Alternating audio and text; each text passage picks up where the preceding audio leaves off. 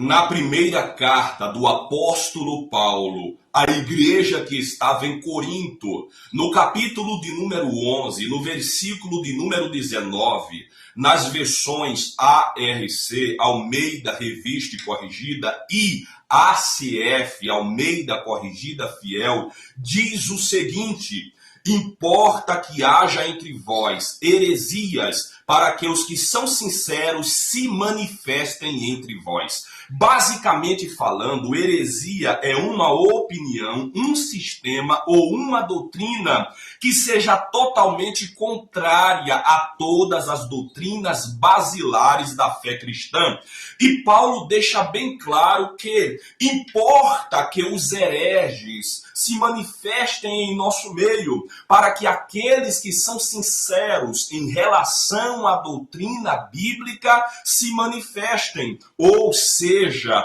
nós não podemos ser tolerantes diante de ensinamentos contrários às doutrinas basilares da fé cristã, as quais são a doutrina das Escrituras, a doutrina de Deus, a doutrina de Cristo, a doutrina do Espírito Santo, a doutrina do homem, a doutrina do pecado, a doutrina da salvação, a doutrina da igreja, a doutrina dos anjos e, por fim, a doutrina das últimas coisas. E na primeira carta de Paulo ao seu amado filho na fé, Timóteo, no capítulo de número 1 e no versículo de número 3, ele deixou bem claro que Timóteo, como pastor local da igreja que estava em Éfeso, ele tinha o dever, a obrigação de advertir alguns que não ensinassem outra doutrina.